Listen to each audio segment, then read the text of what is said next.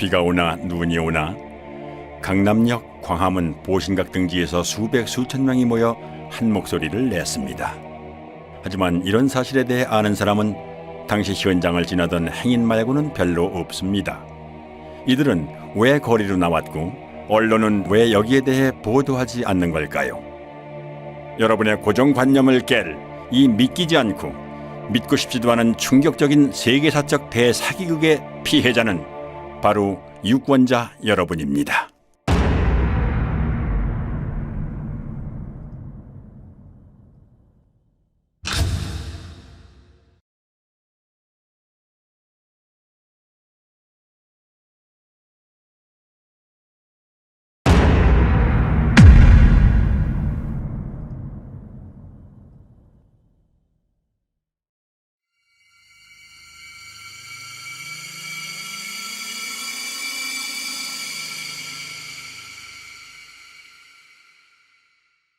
총선을 1년 앞둔 시점, 대통령 선거에서 우리가 재집권을 함으로써 앞으로 100년 한반도 평화를 가져오는 이 발언이 있고 3개월 뒤 더불어민주당의 싱크탱크인 민주연구원의 양정철 원장이 중국 공산당 중앙당교와의 협력 방안을 논의하기 위해 3박 4일 일정으로 중국을 방문했습니다. 伟大光荣正确的中国共产党万岁！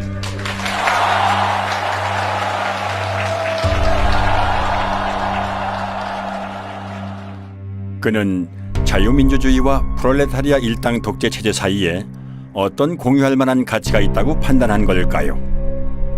중공중앙당교와 협약을 맺은 다음 날 그는 심천으로 날아가 천재 프로그래머들이 즐비한 세계적인 IT 기업 텐센트를 찾아갑니다.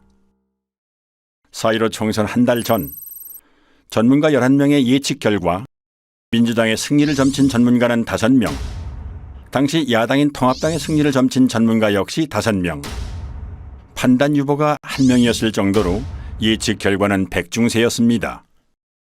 선거 닷새 전 저는 하여튼 범진보 180, 민생당까지 다 합쳐가지고 비례를 받는 경우에 그것이 불가능한 것은 아니다.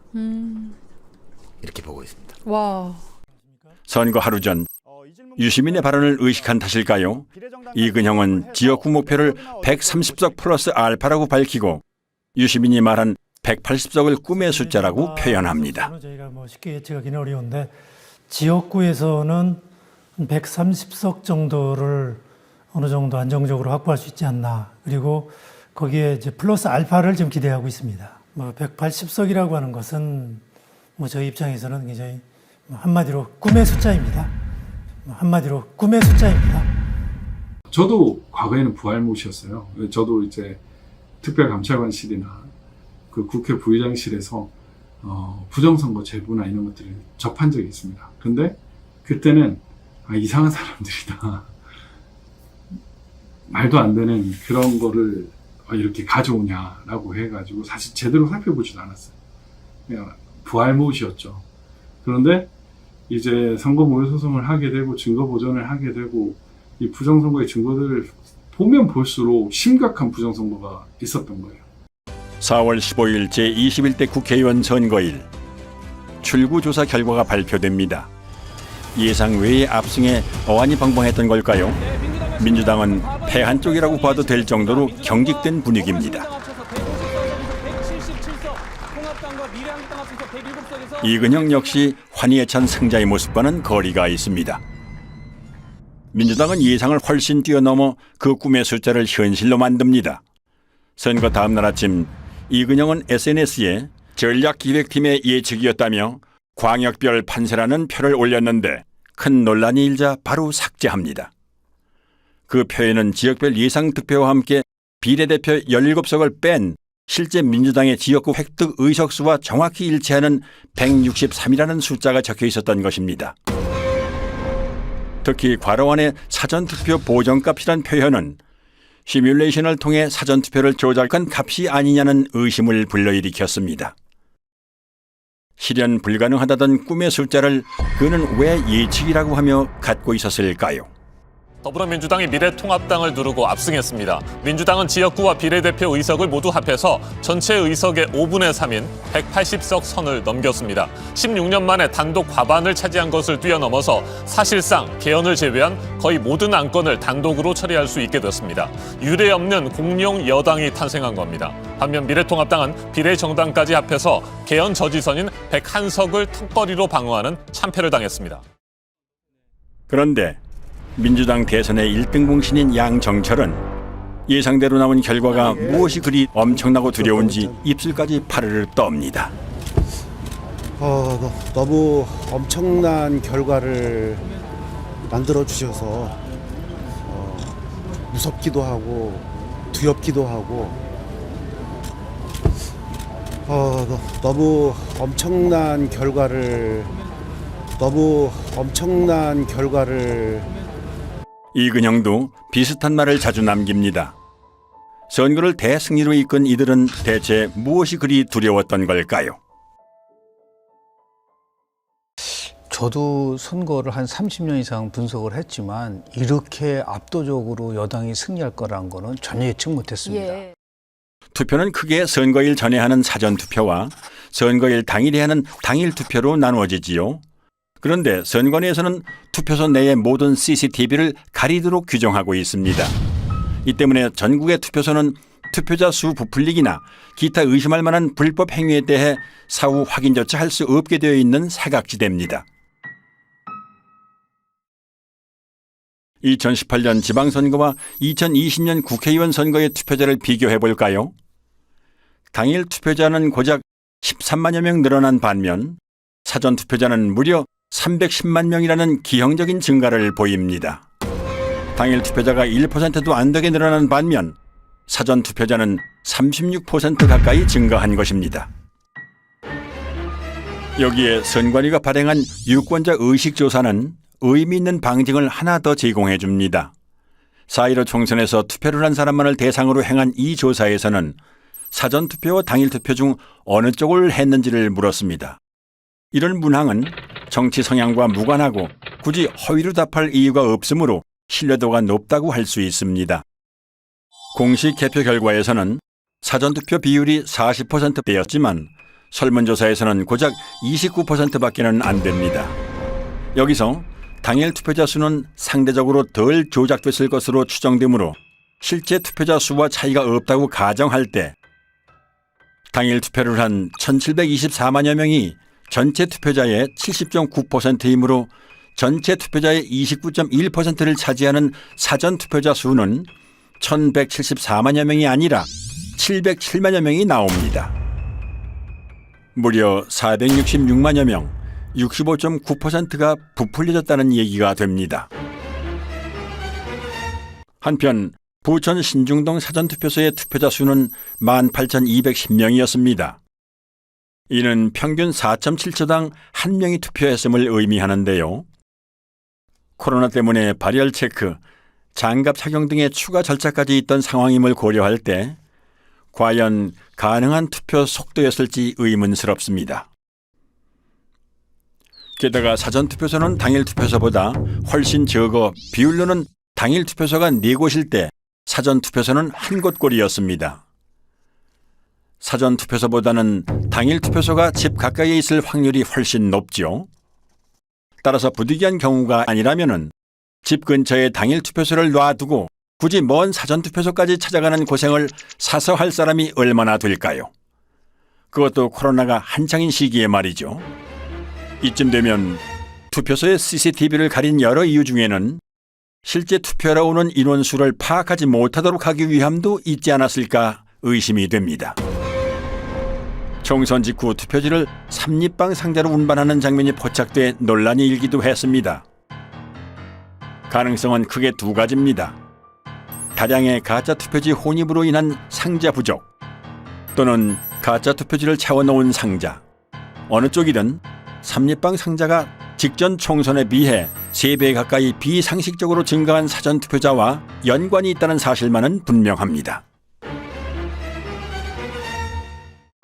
표 부풀리기는 실물뿐만이 아니라 디지털로도 이루어집니다. 수상한 정황은 충남 부여에서 목격됐습니다. 당시 현장의 개표 참관인들은 다음과 같이 진술합니다. 1번에 기표한 투표지가 지나치게 많이 남았는데 재분류를 하면 역전됐다. 2번 후보표는 재확인용으로 많이 분류됐다. 주로 사전투표지에서 그런 현상이 발생했다. 개표 사무원은 참관인들의 항의에 못 이겨 전자개표기와 연결되어 있는 노트북을 재부팅하고 개표기를 리셋했습니다. 그러자 1번 후보표가 많이 나왔던 처음 결과와는 상반되게 2번 후보표가 많이 나온 것입니다.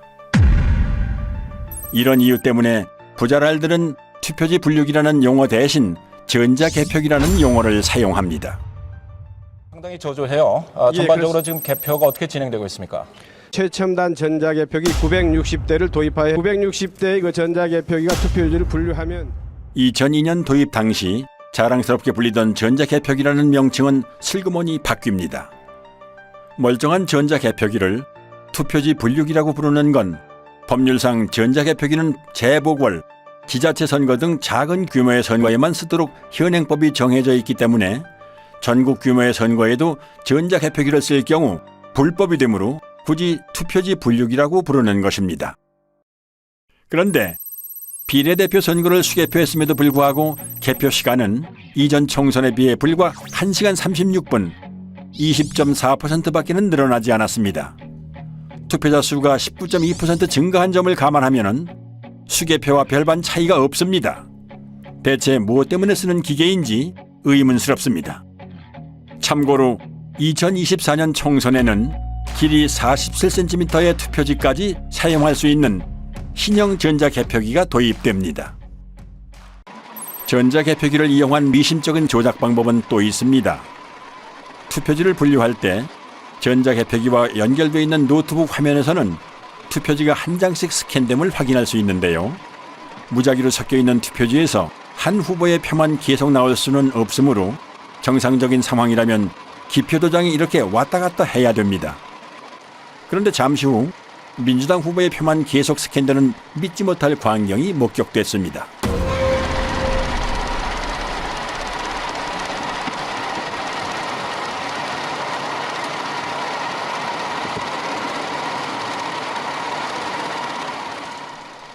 그리고 이런 장면은 부산에서도 참관인의 카메라에 잡힙니다.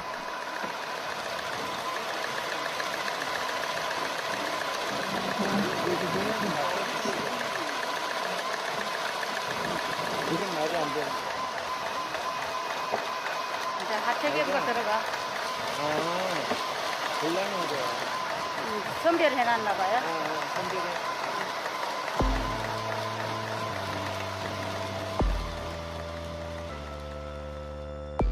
과연 재확인 목적이 맞을까요? 중복 스캔에 대해 선관위에도 질의하고 내부 지침도 확인했지만 그런 내용은 없었습니다. 오히려 분류된 투표지를 다시 통과시키면 투표수가 많아지게 되니 유의하라는 빨강색 주의 문구가 있었습니다. 재확인이라는 구실로 부풀린 득표수와 투표지 수를 맞추는 작업이라는 생각이 강하게 듭니다. 이 장면은 부자랄들에게는 너무나 유명합니다.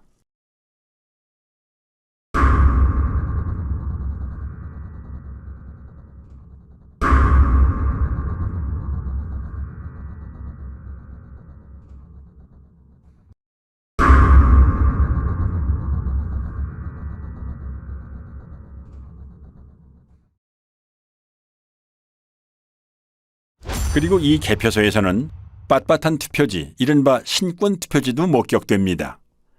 투표 사무원 손 타고 투표함에 넣을 때 접히고 접히지 않더라도 안에서 하중에 눌리고 개표소 테이블에서 눌리고 이리저리 휩쓸리고 개표 사무원 손까지 타는 투표지가 이렇게 흐트러짐이 없이 신권 지폐 같을 수가 있을까요?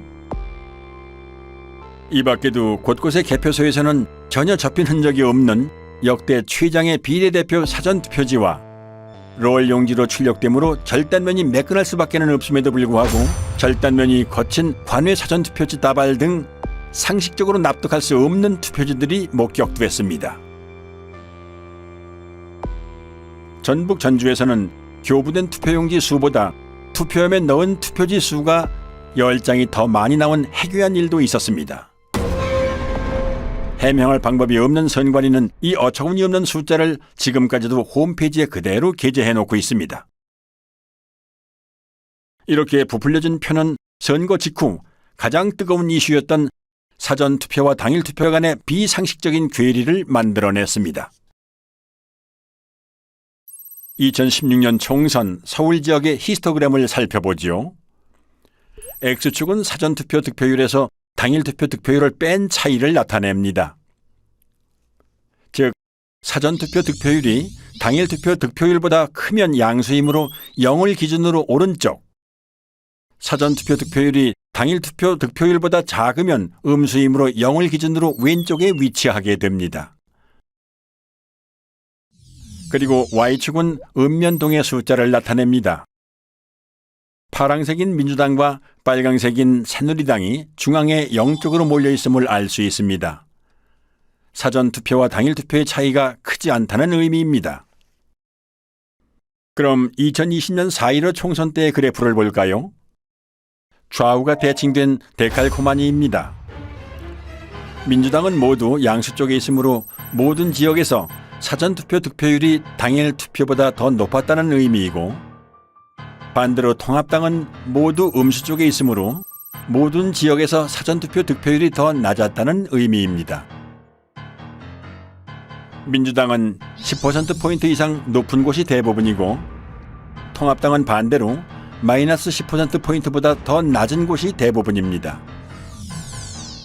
정의당이나 국가혁명배당금당, 무소속이 중앙에 집중되어 있는 것과 대조적입니다. 조작이 주로 민주당과 통합당을 대상으로 행해졌음을 알 수 있습니다. 수백만의 인구가 4년 만에 행한 투표 결과가 이렇게 판이할 수 있을까요? 이번에는 지도로 한 번 살펴보지요. 사전투표 득표율에서 당일투표 득표율을 뺀 차이가 민주당은 플러스 20% 쪽으로, 통합당은 마이너스 20% 쪽으로 확연히 갈립니다. 어떻게 이렇게 상반될 수 있을까요?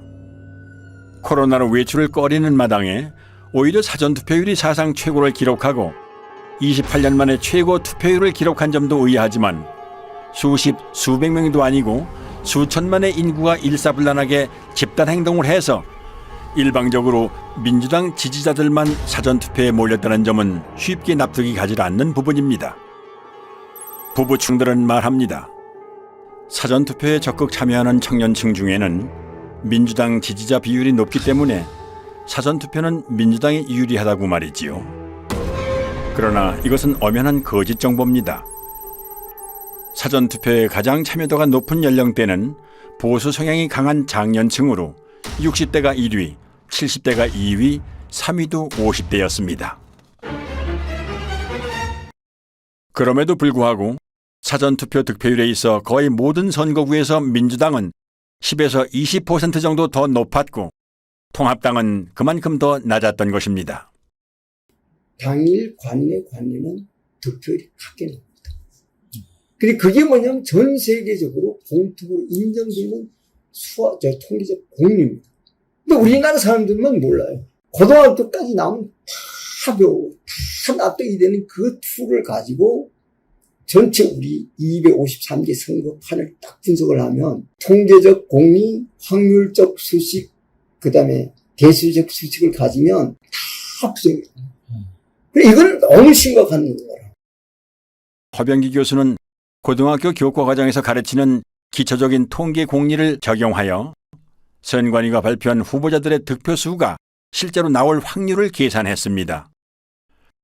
각 선거구에서 관내 사전, 관외 사전, 당일 득표율이 모두 거의 동일하게 나와야 하는 것이 통계의 법칙이지만 4.15 총선 때 선관위가 발표한 양당의 득표 수는 이런 기형적인 히스토그램을 만들어냅니다. 왼쪽부터 살펴보면 민주당의 경우 관내 사전투표 득표율이 당일 투표 득표율보다 같거나 높은 현상이 전체 253개 선거구 중 한 곳만을 뺀 252개 선거구에서 일어났다는 의미이고, 통합당의 경우 이런 선거구가 전체 선거구 중 3곳밖에는 안 됐다는 의미입니다. 관외 사전투표에서도 이런 현상은 동일하게 나타났고, 민주당의 경우 사전투표와 당일투표의 득표율을 합친 전체 합계가 당일투표 득표율보다 같거나 높은 현상이 모든 선거구에서 나타난 반면 통합당의 경우 고작 2개의 선거구에서만 나타났습니다. 한마디로 사전투표에서 민주당이 비상식적으로 강세를 보였음을 의미하는데요. 이런 현상이 발생할 수 있는 확률은 0이나 마찬가지입니다. 전체 득표율과 당일 득표율의 차이가 선관위 발표대로 될 확률은 2의 253승분의 1, 즉 동전 253개를 던져서 동시에 같은 면이 나올 수 있는 확률로 이는 수천만 유권자들의 비밀 자유선거에서는 절대로 만들어질 수 없는 결과입니다. 그런데 이런 선거 결과는 컴퓨터 프로그래밍을 사용하면 단 몇 줄의 명령어로 쉽게 만들어낼 수 있습니다. 허 교수는 수학적 증명을 통해 전국 253개 선거구 중 광주의 광산구 갑과 광산구 을 2개 선거구를 제외한 나머지 251개 선거구에서 프로그래밍을 이용한 선거 조작이 일어났다는 것을 밝혀냈습니다. 조작 없이 유권자의 투표를 그대로 반영한 광주 광산구 을의 경우 당일 관내 사전, 관외 사전 전체 득표율이 거의 동일한 것을 볼 수 있습니다. 하지만 조작 프로그램으로 가짜 득표수를 만들어낸 인천 연수구 을의 경우에는 민주당 후보의 경우 당일보다 관내 및 관외 사전 득표율이 높고 통합당 후보의 경우 사전투표보다 당일투표 득표율이 더 높은 것을 알 수 있습니다. 이 그래프는 통합당과 민주당의 당일 득표율 차이에 대해 양당의 당일 투표와 사전투표를 합친 전체 득표율 차이의 변화를 보여주는데요. 따라서 X축과 Y축이 모두 양수인 일사분면은 통합당이 당일투표에서 이기고 당일투표와 사전투표를 합친 전체 득표에서도 이긴 경우, 이사분면은 당일투표에서 지고 전체 득표에서는 이긴 경우, 삼사분면은 당일투표에서 지고 전체 득표에서도 진 경우, 사사분면은 당일투표에서는 이기고 전체 득표에서는 진 경우를 의미합니다. 선관위 전산 조작 프로그램의 목표는 당일 투표에서 이기고도 전체 선거에서는 지는 통합당 후보들을 더 많이 만들어내는 것입니다. 즉, 원점을 지나고 기울기가 1인 정상적인 선거 그래프의 Y절편과 기울기를 움직여서 사사분면에 위치하는 선거구를 많이 만들어내는 것입니다. 이 밖에 로이 킴은 추단법을 이용하여 선거 데이터 속에 Follow the Party라는 특정 문자열이 숨어 있다는 사실을 발견해냈습니다. 이처럼 선관위 데이터에서 특정한 문자열이 나왔다는 사실은 선관위 데이터가 유권자의 투표로 자연스럽게 생성된 숫자들이 아니라 누군가 선관위 데이터에 손을 댄 흔적이 문자열로 남았다는 의미가 됩니다. 프로그래머들은 본인의 작업물에 쉽게 드러나지 않는 암호를 숨겨놓음으로써 본인이 작업자라는 증거를 남겨두는 경우가 있습니다. 永远跟党走永远跟党走永远跟党走永远跟党走 영원히 당을 따르라는 중국 공산당 구호인 영원근당주에서 영원을 빼고 당을 따르라는 부분을 영문으로 옮긴 Follow the Party.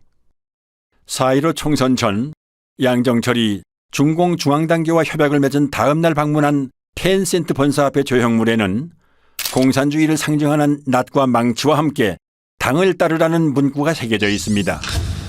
프로그래머는 매일 오감에 보았을 이 친숙한 문구를 남긴 걸까요? 선거 데이터를 비교하고 분석하기 위해서는 그 데이터를 표준화하는 작업이 필요하다 생각했습니다. 그렇게 표준화 작업을 통해 분석하던 중 규칙성을 발견했는데 그것이 이제 수학적 규칙성이 아니라 언어적 규칙성이 아닐까 하는 호기심에 아스키 코드로 변환하는 과정에서 Follow the Party라는 문자를 발견할 수 있었던 것입니다. 선관위가 발표한 선거 데이터에서 발견되는 데칼코마니 분포, 1차 함수의 기울기 변화와 Y절편의 이동, 특정 문자열의 존재 등은 선거 결과가 인위적인 조작에 의해 만들어졌음을 의미합니다.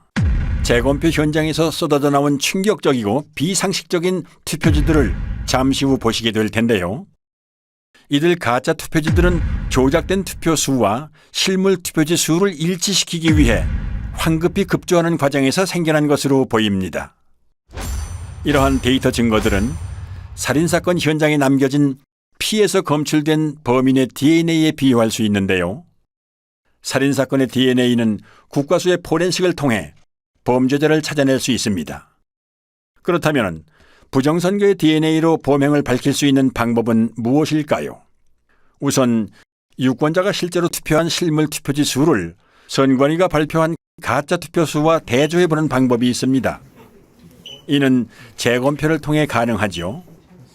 개표 현장에서 신권처럼 빳빳한 투표지나 측면끼리 붙어있는 투표지가 목격된 것으로 보아 개표 이전 또는 개표 중에 가짜 투표지들이 투입된 정황이 있습니다.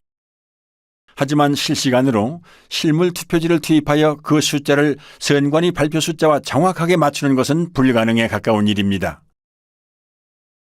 따라서 전산 조작을 밝혀낸 전문가들은 후보자의 재검표 신청에 의해 투표함 보존이 결정된 선거구의 경우 투표함 전체가 바꿔치기 될 수 있다는 추측을 하기도 했습니다. 아니나 다를까 투표지가 보존되기 전, 심지어는 대법원의 투표지가 보존된 이후에도 투표함 전체가 가짜 투표지들로 통과리가 되었다는 사실이 재검표에서 확인됐습니다. 그 물증들을 잠시 후에 보실 수 있습니다. 그렇다면 이제 커다란 의문이 남습니다. 선거일에 내가 행사한 한 표는 지금 어디에 있는 것인가? 내 지역구에서 당선된 국회의원은 내가 직접 뽑은 게 아니라 선관위 컴퓨터가 뽑은 가짜란 말인가? 유권자의 입장에서는 당연히 이런 심각한 질문을 던져볼 수밖에 없습니다. 한편 부정선거 범죄의 DNA를 확인할 수 있는 또 다른 방법은 선관위 서버를 포렌식하는 것입니다. 선관위가 발표한 선거 데이터에는 가짜 득표수를 만들어낸 통계적 증거가 남고 서버의 로그 파일에는 그 조작 프로그램을 운영한 흔적이 남기 때문입니다. 선관위는 재검표가 있기 전 추석 연휴를 틈타 서버 이전을 시도했습니다. 모든 서버는 전원을 켜고 끈 기록, 외부로부터의 접속 이력이나 사전 투표용지 발급 이력, 데이터베이스 수정 이력에 이르기까지 컴퓨터가 관여한 모든 사건을 자동으로 남기도록 설정되어 있으므로 가히 핵심 증거라고 할 수 있습니다. 그런데 데이터를 새 서버로 옮김으로써 이 모든 기록을 없애버릴 수 있는 것입니다. 비유를 하자면 휴대폰을 교체할 때 사진이나 연락처만 옮기고 운영체제 업데이트 이력이나 통화 이력 등은 옮기지 않는 것과 마찬가지인 거죠. 한마디로 디지털 포렌식이 불가능해지는 것입니다. 선관위는 서버 교체는 아니라며 보도자료까지 배포하지만 이미 신뢰를 잃은 선관위의 말을 곧이곧대로 믿는 건 어리석은 선택입니다. 이에 인천 연수구을 민경욱 후보의 재검표 소송을 맡은 변호인단은 중앙선관위 서버에 대해 증거 보존을 신청하지만 기각됩니다.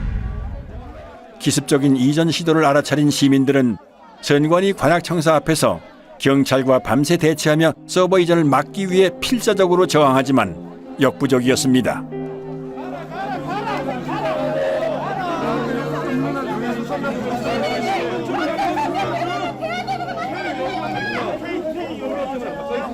서버 빼가지 마십시오. 이 서버는 증거입니다, 증거.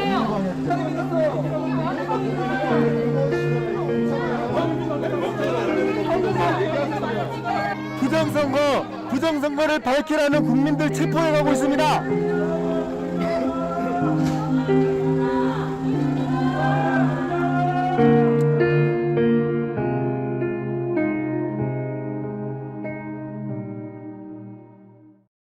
선관위는 이 물음에 답해야 합니다. 부정선거 범죄의 DNA가 어떻게 선관위가 발표하는 선거 데이터에 남게 되었는지, 우리 유권자들이 던진 진짜 투표지들은 지금 어디에 있는지, 포렌식의 핵심 증거가 되는 선관위 서버는 왜 빼돌렸고 지금 어디에 있는지, 만일 선관위가 이실직고하지 않는다면 수사를 통해 부정선거 범죄자를 검거하고 진실을 밝혀내야 합니다. 총선 직후 인터넷에는 비상식적인 선거 결과에 대한 의심의 글이 잇따라 올라왔습니다. 집단지성의 뜨거운 토론이 이어졌고 밤잠을 줄여가며 만든 다양한 분석 자료도 올라왔습니다. 사람들의 의심은 커져갔고 마침내 부정선거임을 확신한 사람들이 거리로 나와 부정선거 규명을 외쳤습니다. 검정 옷차림에 검정 우산을 든 블랙 시위가 전국 곳곳에서 일어났고 단체가 만들어졌습니다.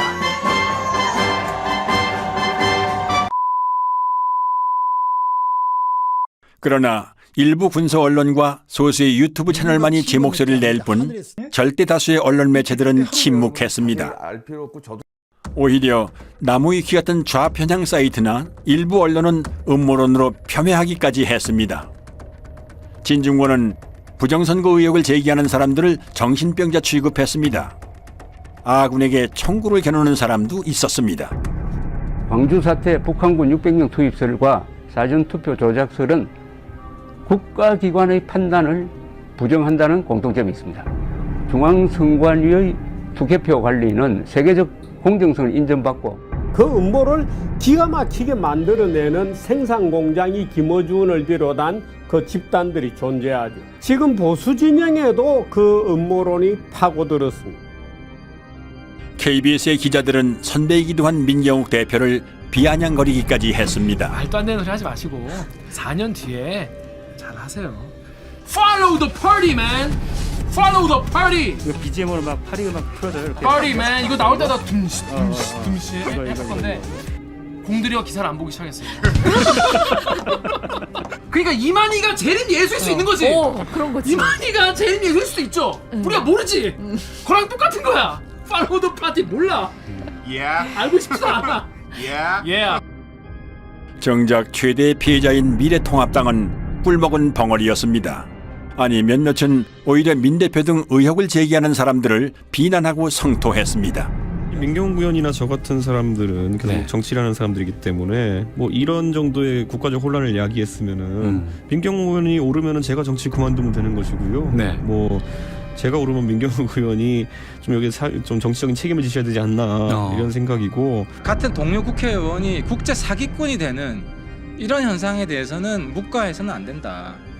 조직적인 부정선거를 계획을 했다면 이런 얼빵한 증거를 일부러 남겨두겠냐. 그리고 등에 칼을 꽂았습니다. 총선 부정선거 의혹을 제기해온 민경욱 전 의원이라든가 과격한 발언으로 논란이 됐던 김소연 변호사 등이 자리를 내려놓게 됐습니다. 수학적으로 이렇게 분석을 해보면 하면 할수록 이건 부정이다 이런 이야기가 마음속으로 확신이 생깁니다. 이건 100% 부정이다. 예를 0.001%가 부정이 아니다 그게 아니라 100% 부정이라고 나온다.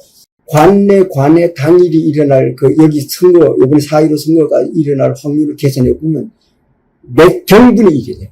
이 선거판은 도저히 이 세상에 존재하지 않는 선거 결과라는 게. 경기도 구리시 개표장에서 참관인으로 활동했던 이종원 씨는 색상이 다른 투표지들을 수상하게 여겨 선관위 직원에게 이의를 제기했지만 묵살당합니다. 그래서 경찰에 다시 신고하지만 선관위가 경찰의 진입까지 막았고 그 와중에 타인에게 건네받은 기표 안 된 투표용지 6장을 민경욱 대표에게 제공하는 공익 제보를 합니다. 신고를 했었습니다. 경찰이 개표 참관까지 들어와서 확인하는 중 선관위 사람으로 보이는 사람들한테 쫓겨났습니다. 그 중에 누군가가 저한테 의혹이 있으니 이것도 신고를 하세요 하고 주셨던 투표 용지가 제가 우리 옆에 계시는 민경욱 의원님한테 전달하게 된 동기입니다. 앞으로 사법기관이라든지 검찰이라든지 특별히 선관위라든지 이런 데 조사에 응해서 성실히 제가 조사할 용의가. 결국 이 의인은 절도를 했다는 누명을 쓰고 구속 수사까지 받은 끝에 1년 6개월이란 긴 기간을 복역합니다. 의심스러울 때는 피고인의 이익으로 판단한다는 형사법의 대원칙을 뭉개버린 엽기적인 판결이었습니다. 당시 실형을 확정한 대법원 3부에는 선관위원장 노정희가 소속되어 있었습니다. 한편 언론은 민 대표가 투표용지를 오인했다며 날조 보도까지 합니다. 일량 번호 붙어있는 당일 투표지입니다. 당일 투표지입니다. 또 민의원의 주장과 달리 해당 용지는 사전투표가 아닌 본투표용인 것으로 드러났습니다. 중앙선관위 조사 결과 민의원이 입수한 투표용지 6장은 사전투표가 아니라 총선 당일 본투표 뒤 남은 용지였습니다. 모든 언론사는 선관위가 악의적으로 왜곡한 보도자료를 그대로 받아 쓴 걸까요? 아니면 알아서 충성한 걸까요? 4.15 총선은 누가 봐도 미심쩍은 선거였던 탓에 선거 직후 역대 최다의 선거 무효소송이 무더기로 접수되었고, 부정선거를 줄기차게 주장해온 민경욱 대표는 가장 먼저 소를 제기합니다. 선거에 관한 소청이나 소송은 다른 쟁송에 우선하여 신속히 결정하고 재판하여야 합니다. 소가 제기된 날부터 180일 이내에 처리하라, 이렇게 되어 있습니다. 하지만 대법원은 처리 기한을 4배 이상 훌쩍 넘긴 800여일 만에야 이 소송을 처리합니다. 중앙선거관리위원회는 선의의 피해자인지 아니면 부정선거의 주범이며 공범인지 국민들이 지켜볼 것입니다. 그런데 많은 사람들이 공감을 안 하는 게 문제예요. 지금이 어떤 시대인데 이랬단 말이에요. 얼마든지 내년에도 또 신청을 해보겠어요. 해가지고 제가 교육을 시키고 싶어요. 사전투표 절대로 해서는 안 되고. 기다리고 기다리던 인천 연수구을 재검표가 소를 제기한 지 1년도 넘어 마침내 열립니다. 황당하게도 대법원은 사진과 동영상 촬영을 허용하지 않거나 극도로 제한합니다. 선관위는 투표지 이미지 파일 원본은 없다며 사본을 제출합니다. 투표지 이미지 파일이란 투표지가 전자개표기를 통과할 때 스캔되면서 저장되는 파일로 원본 파일을 확인해야만 진위 확인이 가능합니다. 사본에는 이미지 생성 시간 등의 핵심 정보가 없기 때문입니다. 그러므로 사본을 제출한 자체가 파일이 조작된 것임을 자인하는 셈이었습니다. 그런데 다행히도 중국 또는 다른 어디에선가 급조됐으리라 추정되는 투표지들은 품질이 조악하다 못해 엉망이었습니다. 투표관리관 도장의 빨간 잉크가 일장기처럼 원형으로 뭉개져 글자를 제대로 알아볼 수가 없는 이른바 일장기 투표지가 나왔고, 지역구 투표지 하단에 비례대표 투표지 일부가 인쇄된 배춧잎 투표지도 나왔습니다. 프린터에서 롤 용지로 출력하는 사전 투표지에서는 절대 나올 수 없는 측면끼리 붙은 자석 투표지. 아니 동영상 촬영해도 되나? 네네네. 제가 그 권한. 아 그래? 계속 촬영 중이에요. 됐습니까? 이거 안 띄워진다. 어머나, 이게 뭐야? 안 띄워진다 이거. 접촉면을 자세히 한번 찍어볼게요. 이게 어떻게 붙어 있는지. 이렇게 하니까 떨어지네. 비지미 또는 이발이라고 불리는 재단 잔여물을 달고 있는 투표지. 이거는 자르다가 만 거 같아요. 네, 제가 지금 동영상 찍었습니다. 이거 한번 뒤집어 주실 수 있나요? 계속 카운팅가. 이것도 네. 옥년 이동이네요. 네. 이것도 옥년 이동입니다. 네네네. 그럼 저희가 그 옥년 이동.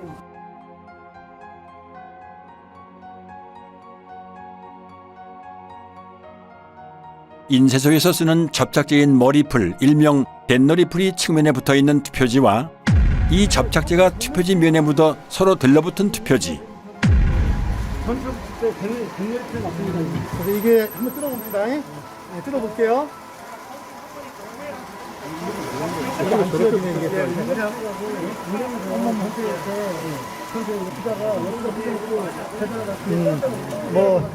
이건 별도로 계산하면 될 것 같아요. 새 지폐처럼 빳빳한 신권 투표지. 투표지를 촬영 못하게 노트를 올려놓고 손으로 가립니다.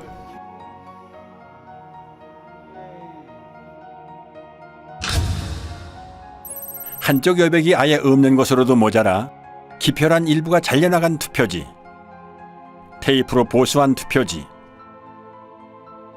스캔한 투표지를 다시 인쇄한 흔적.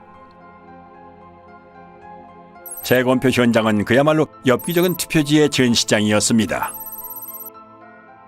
물론 증인신문 때 해당 투표소의 사무원들은 투표 당시 그런 투표지를 보지 못했다고 증언합니다. 민경욱 대표는 이런 투표용지에 투표한 사람을 찾는다며 10억 원을 내걸고 신문에 전면 광고까지 냈지만 그런 투표용지에 투표를 한 사람은 아직까지도 나오지도 않고 있습니다. 첫 번째 재검표인 만큼 주요 언론에서도 보도를 했습니다. 단 선관위의 이미지 파일 원본 인멸이나 비정상적인 투표지가 쏟아져 나왔다는 언급은 이런 반구도 없는 편파적인 보도였습니다. 재검표 전후의 표 차이도 279표나 났지만 이를 문제 삼는 언론 역시 없었습니다. 재검표장에 일어나는 일들을 국민들이 알면은 가만 안 있겠죠. 재검표장에서 무수히 나온 가짜 투표지들을 보면 부정선거가 없었다라고 생각할 수가 없습니다. 투표함을 개봉을 하는데 특히 사전투표함을 개봉만 하면 정말 이것은 희상천외한 이상투표지들이 쏟아졌단 말입니다. 그것을 보면서 저는 진짜 충격을 받고 소름이 끼칠 정도였습니다. 스캔해갖고 다시 인쇄했다는 게 확인이 되는 게 뭐냐면, TMC 340에서 프린터에서 있는 투표지가 나오면 망점이 점막이 이렇게 프린터로 막 풀어진 게 보여요. 보이는데, 이 파주권은 없어요. 망점이 없어요. 다 뭉그러졌어요. 이게 프린터에서 뭉그러질 수가 없거든요. 프린터 아무리 잉크를 막 또 붙인다고 해도 뭉그러질 수가 없어요.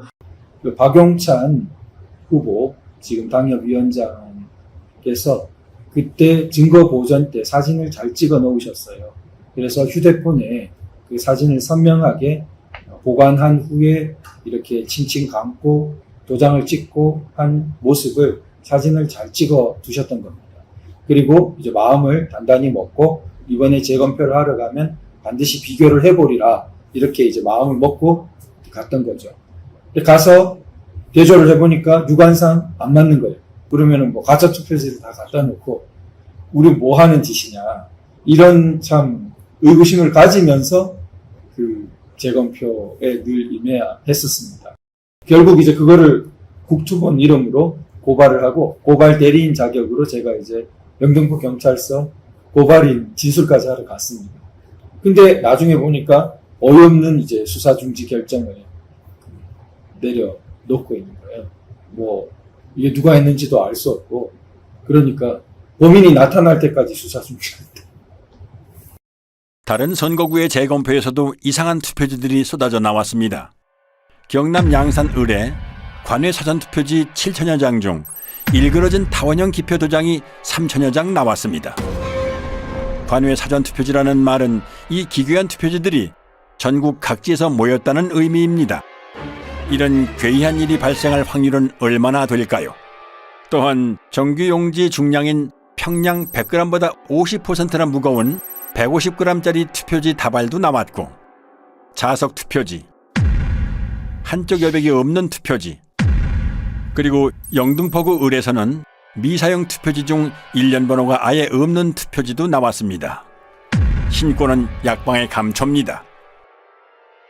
오산에서는 투표지를 가로지르는 검은 줄도 발견됐습니다. 이 투표지들은 엄격한 품질 검사를 통과해야 납품 가능한 당일 투표지입니다. 여기 뭐 점이 찍힌다든가 뭐 피가 들어간다든가 하면 안 되죠.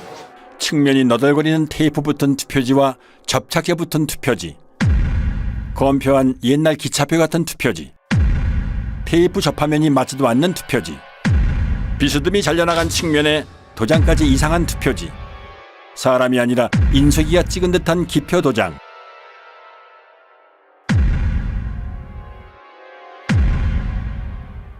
측면에 붙어있는 머리풀, 누더기 투표지, 투표관리관 도장이 없는 투표지도 발견됐습니다. 파주에서는 지역구와 비례대표 인쇄 내용이 함께 찍힌 배춧잎 투표지도 2장 더 나왔습니다. 그리고 자석 투표지 3장짜리도 보입니다. 상단에 빨간 화살표 모양이 붙어있는 화살표 투표지도 나왔습니다. 안 나오면 섭섭한 신권 투표지, 한 장씩 절취하여 교부하는 일련 번호를 한꺼번에 여러 장 자르다 만 투표지, 새 종이 같은 빳빳함은 차치하고 이런 잔여물이 롤 용지에서 나올 수 있나요?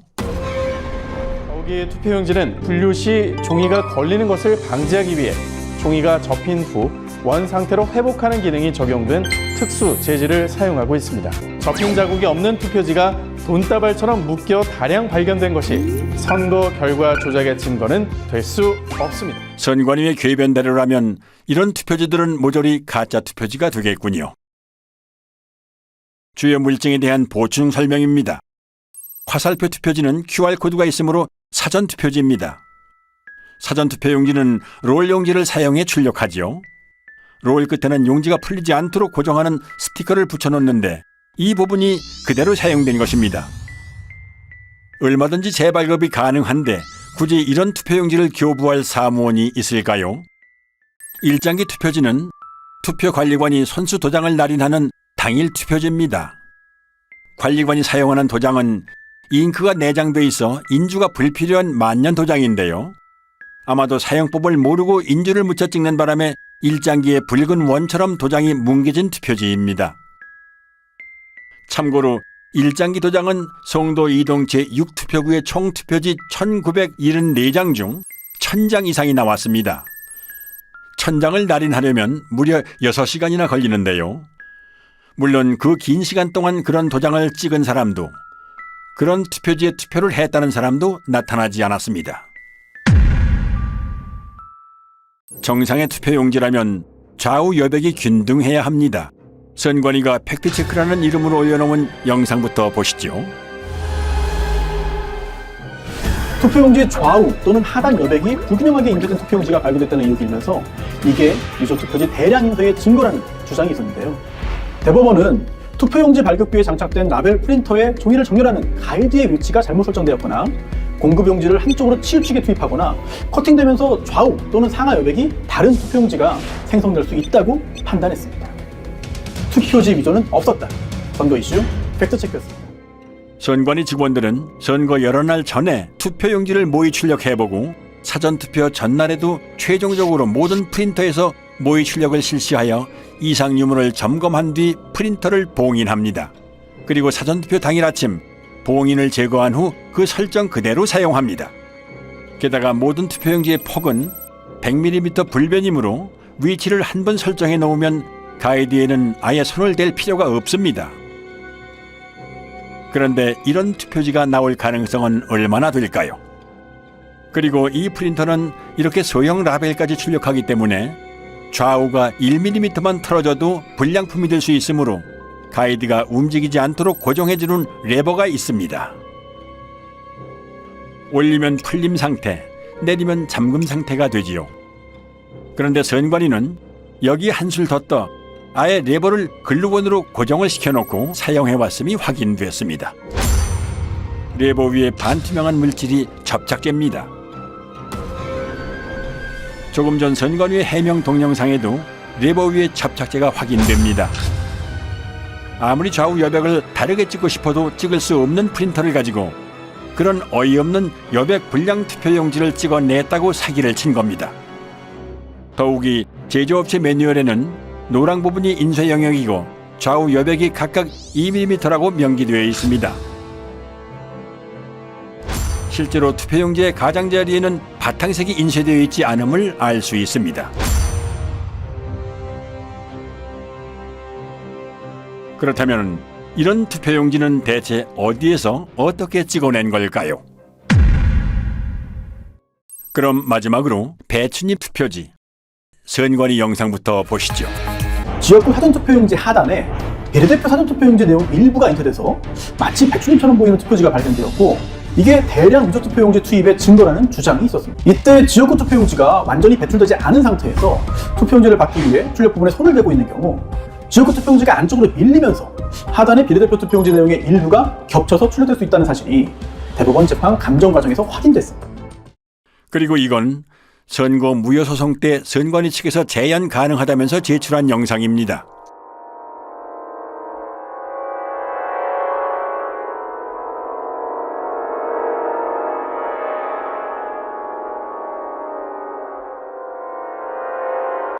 발상은 참신했지만 반박 불가한 여러 증거가 투표지에 남아 있었습니다.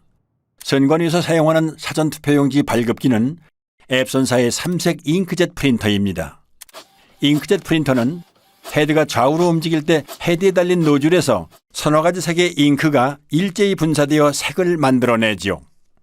반면 가짜 투표지 인쇄에 쓰인 인쇄기는 순서에 따라 한 색상씩 개별적으로 찍어냅니다. 즉, 잉크젯 프린터는 여러 색을 동시에 찍어내지만 인쇄기는 색상별로 차례대로 찍어낸다는 커다란 차이점이 있는 것입니다. 옅은 색으로 인쇄된 파랑, 노랑, 녹색 부분이 보이시죠? 비례대표 투표용지 색상인 녹색은 파랑과 노랑이 섞여 만들어지는 색이죠. 그런데 이 투표지의 파랑과 노랑은 왜 서로 다른 위치에 찍혀 있을까요? 앞서 설명드린 대로 잉크젯 프린터로 녹색을 출력하려면 파랑과 노랑을 동시에 동일한 위치에 분사해야 하므로 이 투표지에서처럼 두 색상이 각기 다른 위치에 찍히는 일은 결코 일어날 수 없습니다.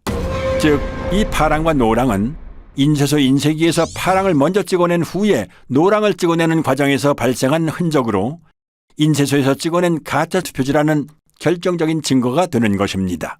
또한 국회의원 선거 투표라는 글자가 곡면을 따라 인쇄된 것도 원통을 사용하는 인쇄기 인쇄의 흔적입니다. 평면으로 배치된 잉크젯 프린터의 노즐에서는 일직선으로 배열된 글자가 곡면으로 출력되는 일은 일어날 수 없습니다. 그리고 국회의원 선거 투표라는 글자 아래에 선거 투표라는 글자가 중복으로 인쇄되어 있습니다. 희미하게 보이는 노란 글자까지 치면 최소 3개입니다. 게다가 빨간 선관위 청인도 얼핏 보이는 것만 최소 2개입니다. 설마 투표 사무원이 2번 이상 여러 번 갖다 댔다고 하지는 않겠지요.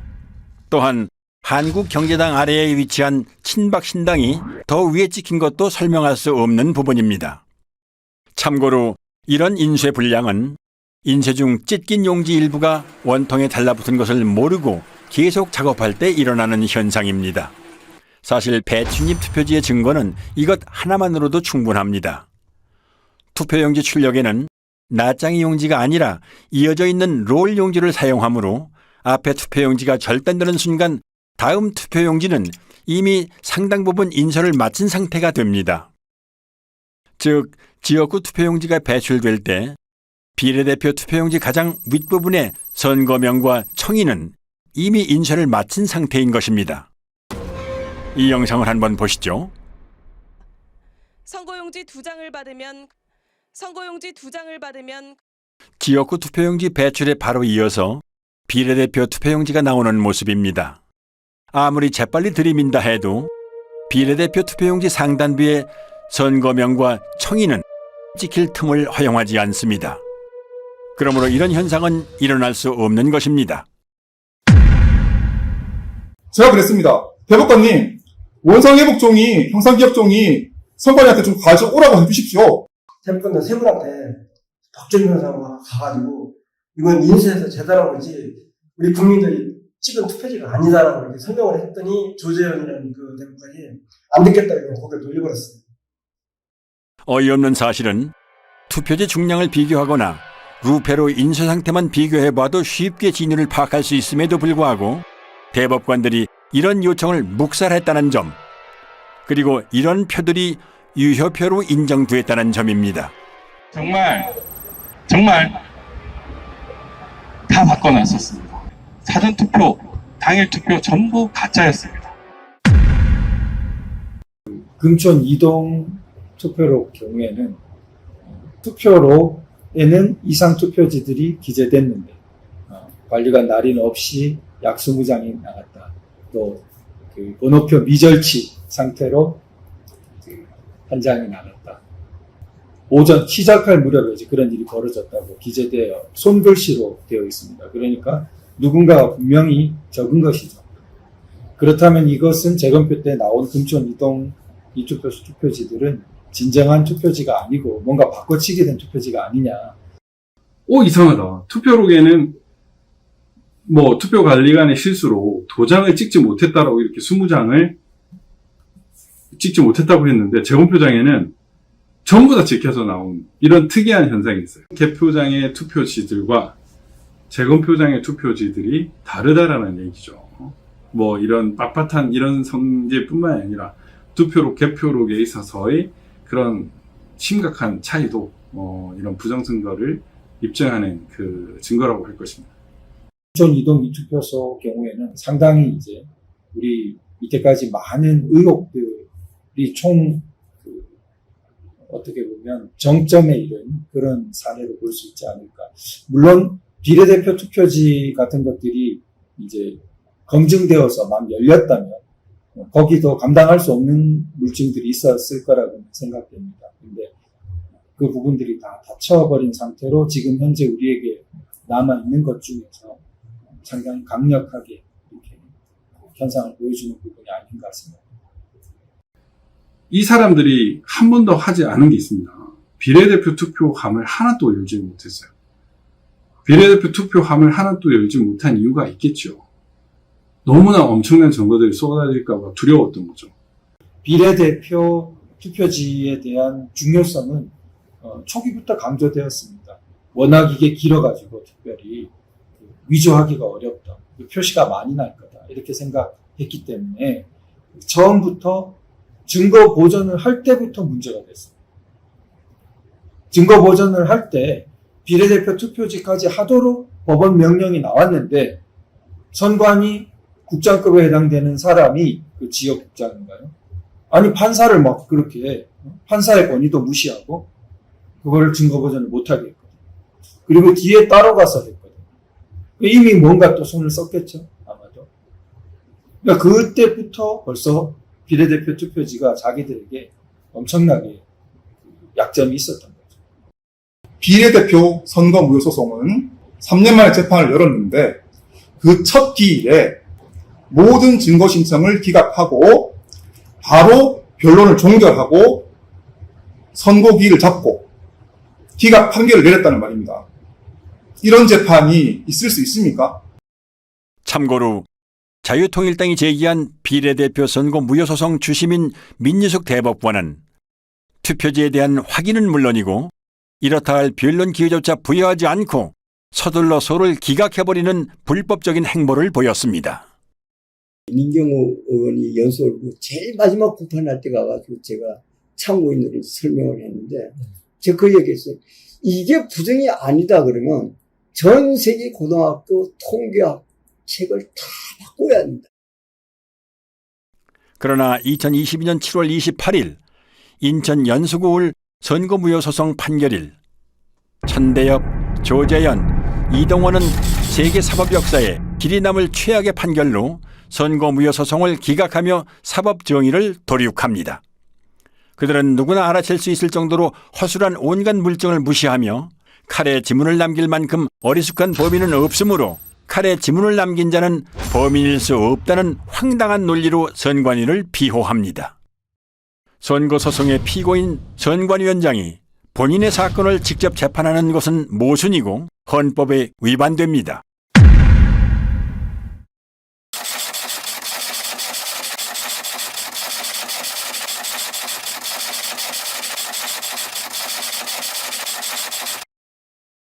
(4월 15일) 총선 선거 무효 소송을 기각했습니다. 법원의 판단을 존중합니다. 지난 2년간 우리 사회는 부정선거 논란으로 국민적 불신과 갈등이라는 엄청난 사회적 비용을 치러야 했습니다. 그나마 후손들에게 그나마 덜 욕을 먹으려면, 불명예를 회복하려면 지금이라도 양심선언하고 제대로 재판해야 된다. 그렇게 생각을 합니다. 사전투표지나 당일투표지를 불문하고 모두 다 법원에 제출하기 이전에 선관위가 발표한 후보별 득표수에 맞춰가지고 투표자들이 던진 투표지를 모두 다 파쇄 내지 소각 처리하고 인쇄소에 새로 만든 투표지들을 투입해가지고 법원에 제출했기 때문에 빳빳한 신권다발 투표지라든지 배춧잎 사전투표지라는 이런 부정투표지가 나온 거 아닙니까? 그거를 대한민국의 대법관들이 다 아는 겁니다. 알매도 불구하고 본인들이 그냥 덮기로 결정한 겁니다. 그 판결문에서는 그 본드가 떡칠된 투표지 같은 것은 일체 언급을 하지 않습니다. 가장 설명하기 곤란하고 불리한 부분은 아예 이렇게 존재 자체를 묵살해버리는 식으로 편법을 쓰면서 진행했습니다. 증거가 나오잖아요. 그 법조항이 있죠. 예를 들어 선거재판에 대한 법조항이 있어요. 제가 문외한으로 가봐도 당장 이건 선거 재선거예요. 아까 이 일장기 예를 든다면 1700 중에서 1000표가 나왔다. 그리고 200표인가 300표 무표가 나왔어요. 글자 하나도 인식이 안 되는 게 나와요. 그리고 그때 관리 책임자가 나와갖고 나는 그런 도장 찍은 적이 없습니다. 그거 하나만이라도 그 선거는 새로워요. 대법관이라는 사람이 그렇게 법조항을 그렇게 많이 다루는 사람들이 다른 말을 붙여서 무슨 그게 범인을 찾는 그 말이 안 되는 걸로 갖고 그래 난 들어보니까 저는 이제 그 세계가 다른 세계인데 가보면 너무 놀란 거예요. 아 여기는 이런 세계가 여기 또 있구나. 이게 진짜 신기한 세계다. 선거관리위원회가 잘못하면 선관위를 없애면 됩니다. 대법원은 어떻게 할 겁니까? 이 대법원은 죄를 쌓아가고 있습니다. 부정선거를 저지른 사람은 일회성으로 한 번 부정선거를 저질렀어요. 그럼 부정선거를 저지른 사람들을 잡아서 혼을 내면 우리 체제는 튼튼하게 지탱될 수 있습니다. 그런데 지금 이 대법관들이 한 짓은 한 번 저지른 그들의 부정선거를 판결로서 남김으로 해서 판례가 남음으로 해서 우리 사회에 제도로 만들어버렸습니다. 부정선거를 제도로 만든 그 큰 죄, 위헌, 헌법을 유린한 죄, 그 죄의 값은 반드시 물어야 한다고 생각합니다. 적어도 누구나 아마 상식선에서도 그 정도라면 이 선거는 부정이고 무효라고 판결을 해주고 스스로 검찰에다가 고발을 하고 수사 의뢰를 하고 이렇게 해야 되는데 심지어 뭐 대법관들이 검증기일에 촬영한 수많은 사진들을 다 삭제해버리고 동영상이고 녹음이고 다 해놓고 그런 거 주지도 않고 그렇게 불투명하고 공정하지 않고 오히려 뭐 범죄자들 돕는 이런 식의 행동을 하는 분들은 아마 스스로 그 자리에서 물러나고 그 나머지 여생을 정말 좀 반성하시면서 살아가는 게 그게 인간된 도리라고 생각이 되거든요. 그럼 2022년 대선은 어땠을까요? 많은 부자랄들이 얘기합니다. 애국 시민들의 적극적인 선거 감시 활동이 없었더라면 이재명이 대통령이 됐을 거라고 말이죠. 물증뿐만이 아니라 데이터도 부정선거임을 말해줍니다. 사전투표는 이재명 승리, 당일 투표는 윤석열 승리. 이제 이 정도로는 놀랍지도 않습니다. 서울의 투표 결과를 보면 더 가관입니다. 서울의 당일 투표에서 이재명이 이긴 동은 6.3%에 불과했습니다. 93% 동에서 윤석열이 이겼다는 얘긴데요. 4.15 총선 때와의 투표자 비교입니다. 기형적으로 증가한 유령 사전투표자들이 이재명에게 몰표를 주었기 때문에 초박빙 승부가 연출됐던 것입니다. 두 후보 간의 지지율 격차가 벌어진 데다가 막판 안철수 후보와의 단일화까지 있었기 때문에 선거 조작 세력의 유일한 선택지였던 박빙 승리의 시나리오가 애국 시민들의 선거 감시 덕분에 무력화된 것이지요. 칼로 자른 듯 사선으로 절단되어 있고 선까지 인쇄되어 있는 사전투표 용지는 어디에서 찍어낸 걸까요? 그리고 떼인 흔적이 남지 않는다면 봉인지는 왜 붙이는 걸까요? 다들 보셨죠? 청아들. 어이가. 아니, 봉인지를, 모든 분들이 알 수 있도록 봉인지를 테스트한다고 여기에 붙여가지고 이렇게 하면 흔적이 남습니다 했는데 깨끗하게 떨어졌어요. 말이 됩니까? 어이가 없다. 풀안 남았네요. 죄송합니다. 아, 죄송한 게 아니죠, 그거는. 그러면은, 글자 여러 알파벳이 나오죠. 위에서 밑으로 돼요. 아무데나 떼도요. 기능 발표가 그런 거라서 이거는. 봐요! 이야! 정말! 봅시다. 와, 이거. 표시 안 나네? 이거 와야 된다, 이거는. 잠깐, 내가 가서 이의 신청하고 올게요. 한편 아침 6시부터 투표소 앞에서 발열정대를 써가며 투표자 수를 센 시민들은 여러 건의 표 부풀리기를 제보해왔습니다.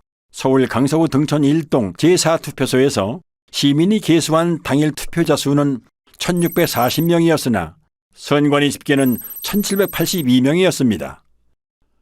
이런 제보는 계속됩니다.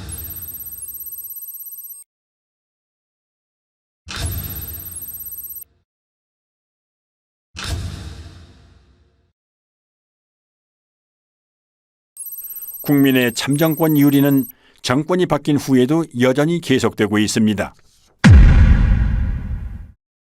결정권자인 윤 대통령이 부정선거를 수사하라는 그런 지시만 내려주면 순식간에 밝혀질 수 있을 거라고 생각하고요. 이 투표지들을 보면 3구 대선에 이어 치러진 6.1 지방선거 또한 부정이 아니라고 말 못합니다. 이재명이 출마한 인천 계양구 올 국회의원 보궐선거의 빳빳한 당일 투표지들,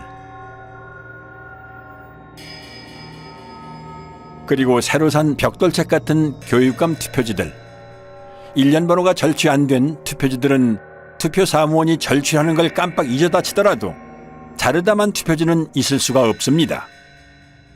절취하다만 투표용지를 그냥 교부할 사무원, 그리고 그런 투표용지를 받아들고 기표소로 향할 투표자는 유령밖에 없습니다. 연속되는 동일 후보 투표지 투입은 지방선거에서도 포착됩니다. 그런데 세로 줄이 보이시죠? 문제는 이 줄이 있는 투표지들이 각지에서 우편으로 취합된 관외 사전 투표지라는 점입니다.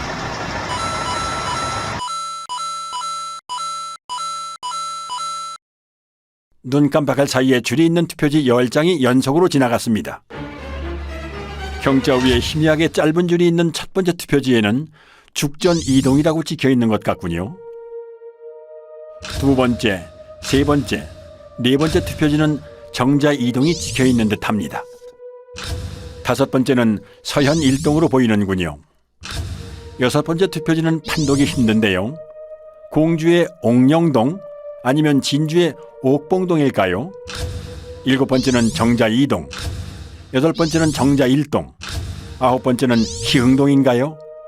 어쨌든 별개의 지역입니다. 마지막 열 번째는 서당 1동처럼 보이는데 정확히 판독은 안 되지만 아무튼 처음 나오는 동입니다. 투표지에 세로줄이 있는 것만으로도 매우 수상한 일인데 각지에서 취합된 세로줄 투표지가 연달아 모여있을 가능성은 얼마나 될까요?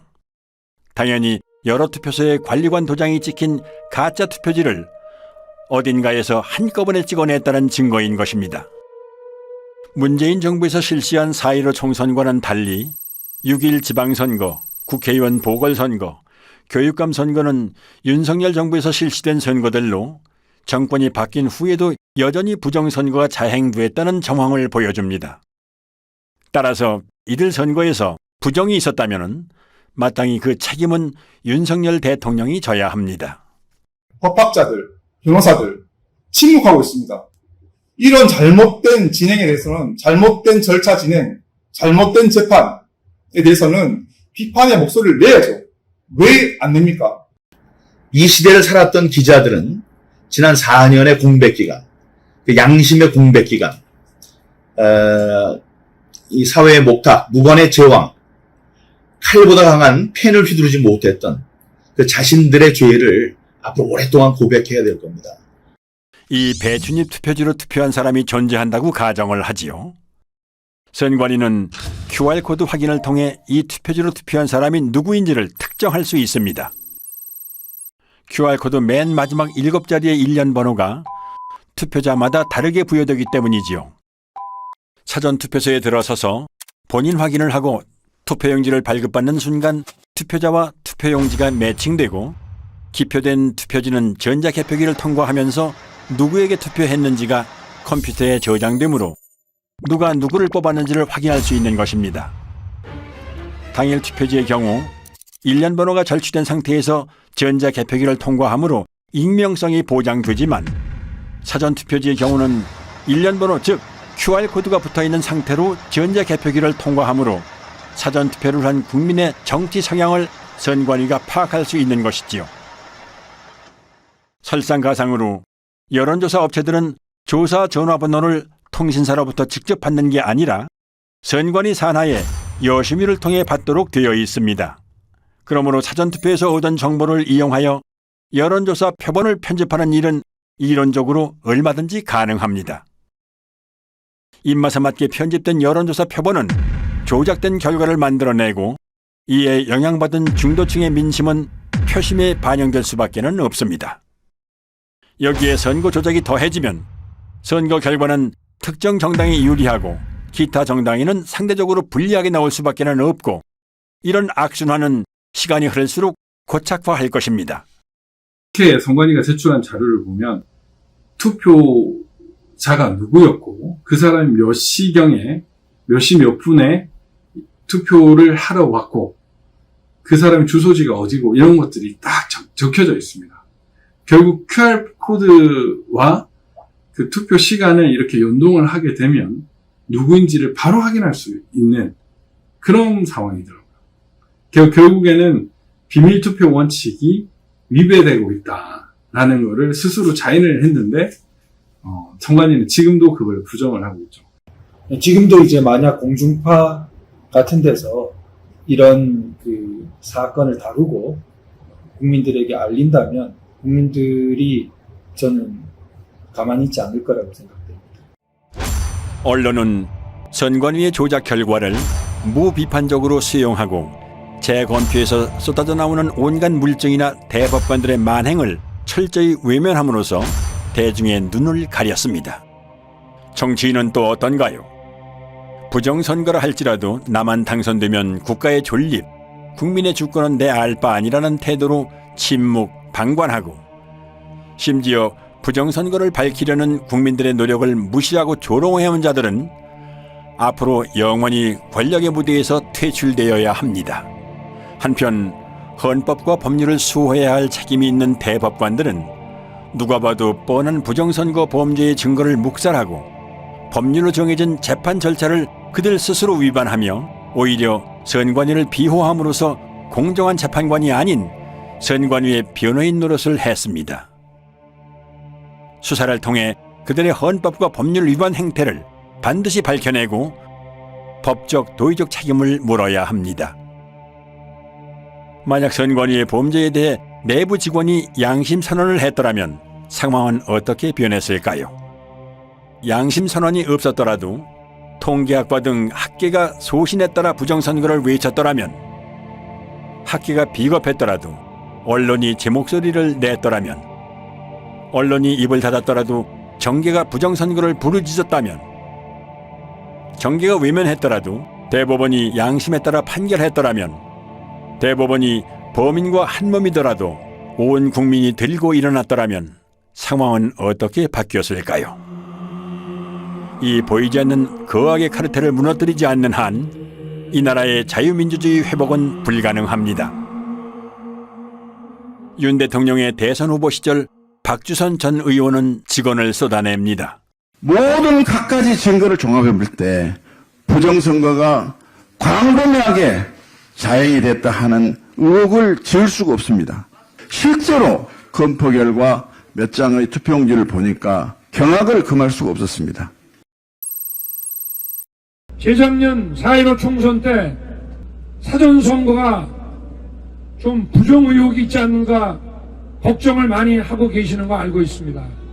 부정선거를 만약에 획책한다면 이 나라에서 살 수 없게 해야 되지 않겠습니까? 윤 대통령도 뭐 평생 검사 생활을 하시던 분인데 저는 그분이 살아온 이력이라든지 맡은 바 이런 걸 통해 가지고 이런 걸 그냥 묵인하고 넘어가지는 아니라고 생각되거든요. 그리고 기대를 많이 합니다. 하고 다만 이제 워낙 큰 일이라서 신중하게 정치적으로 뭔가 잘 해야 되겠죠. 그래가지고 정말 나라가 혼란 없이 이렇게 불의와 부패한 데 관여된 사람들은 지위 고하를 막론하고 일단 그 직에서 배제하고 또 조사해가지고 그 응당한 책임을 처벌을 받도록 하고 또 그 제도는 다시 개혁을 해가지고 국민들 누구나 이렇게 신뢰하는 선거제도를 다시 마련해야 될 거로 생각합니다. 윤석열 대통령은 대선 후보 시절 유세에서 한 약속을 지켜주기 바랍니다. 비상식적인 통계적 증거와 숱한 물증이 나왔음에도 수사에 착수하지 않는다면 정부 수반 또한 공범입니다. 부정선거의 줄임말인 부선은 단순한 말줄임 외에 유권자 스스로가 뽑는 선거가 아니란 의미도 있습니다. 당선된 최고인민회의 대의원들을 다음과 같이 보도한다. 제1호 만경대 선거구 한송국 북한이나 다름없이 선관위가 당선자를 결정짓는 선거. 부선은 좌우의 문제가 아닙니다. 정상과 비정상, 준법과 범법, 정의냐 불의냐의 문제입니다. 헌법기관인 중앙선거관리위원회는 대체 국민을 얼마나 우습게 보았길래 이런 상상 불가한 사기극을 꾸밀 수 있었을까요? 부정선거 사용. 특정 정치 세력이 선관위하고 야합이 돼가지고 30년, 50년 장기 집권을 한다고 한번 생각해 보시기 바랍니다. 나라에 뭐가 남겠습니까? 선거가 무너진다는 것은 모든 질서가 다 무너지는 것이고, 그러면 이제 선거를 장악한 사람들 뭘 원하겠습니까? 자기들끼리 해먹을 거 아닙니까? 자기들끼리 해먹기 위해 가지고 결국은 외세와 결탁하게 될 것이고, 그 외세가 결국은 중국 공산당이 될 거 아닙니까? 우리가 체제를 유지할 수가 없는 거죠. 이거를 한국 사람들이 그냥 무기나 넘어가겠다. 뭐 그럼 노예로 사는 겁니다. 예. 여론 조작으로도 모자라 국민의 참정권까지 도둑질하는 보고도 믿기지 않는 사상 최악의 범죄 카르텔. 체제의 근간을 위협하는 이 거악의 범죄 집단을 해체하고 다시 정상적인 자유민주주의 국가를 되찾기 위해 부정선거는 하루빨리 규명되고 재발 방지를 위한 대수술에 착수해야 합니다. 1960년 3.15 부정선거에 분노한 중고등학생, 대학생들이 정확히 한갑자를 돌아 60년의 세월이 흐른 2020년 힘들게 지켜온 자유민주주의가 무너질지도 모른다는 위기감에 또다시 거리로 나오셨습니다. 백발의 등도 굽었지만 나라를 염려하는 뜨거운 마음만은 60년 전 그대로 간직한 채 거리로 나오셨습니다. 이제는 60여 년 전 거리로 나온 청년들에게 빚을 갚아야 할 때입니다. 4.15는 발음나는 대로 의미를 부여한다면 이렇게 쓸 수 있습니다. 역사상 으뜸가는 오점, 영원히 지워지지 않을 커다란 오점이 남았습니다. 세상은 부정선거 같은 일이 어떻게 있을 수 있느냐는 듯 마냥 평화로워 보이지만 지금 우리가 살고 있는 곳은 국민 주권을 유린한 거악의 부정선거 카르텔이 국회의원을 만들고 대통령을 만드는 끔찍한 독재 국가입니다. 나는 헌법을 준수하고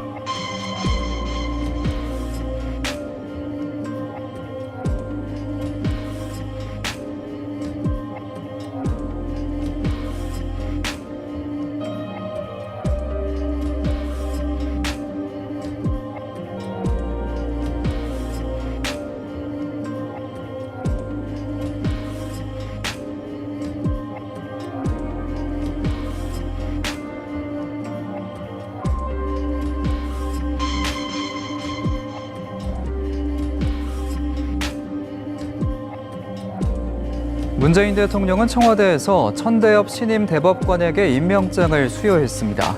문 대통령은 환담에서 평생을 모범적으로 살아온 법조인이자 사법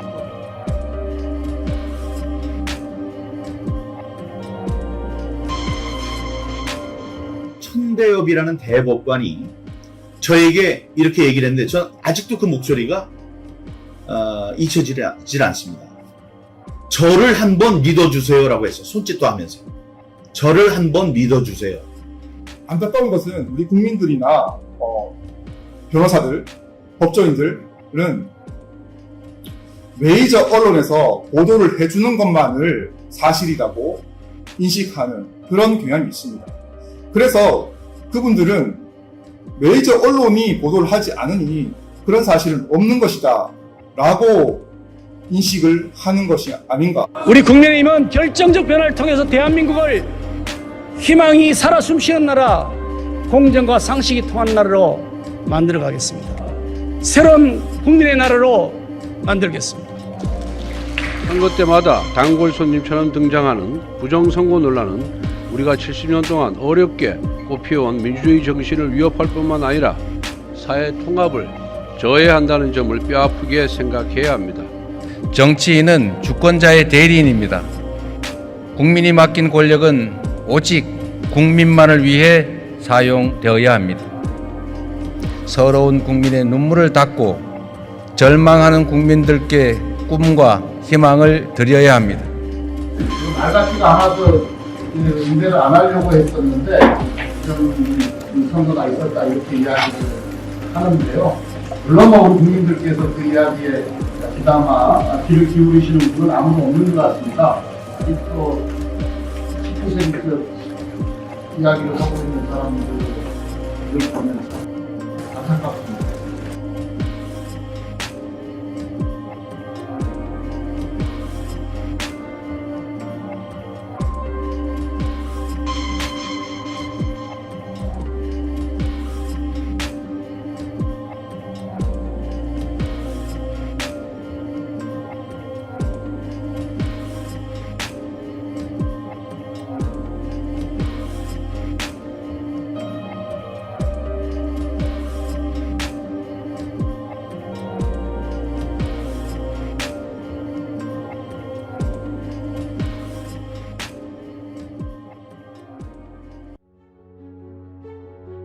수사를 통해 부정선거의 진상을 규명하고 관련자를 처벌하고 잘못된 선거 제도를 뜯어고쳐 우리의 권리를 되찾고 나라를 바로 세울 것인가? 아니면 부정선거 카르텔에 우리의 주권을 통째로 빼앗긴 채 우리 자녀들까지 대대손손 그들의 노예로 살게 할 것인가? 이제 이 나라의 주권을 가진 우리가 선택하고 행동에 나설 차례입니다. 헌법의 문구를 다시 상기합니다. 대한민국의 주권은 국민에게 있고 모든 권력은 국민으로부터 나온다.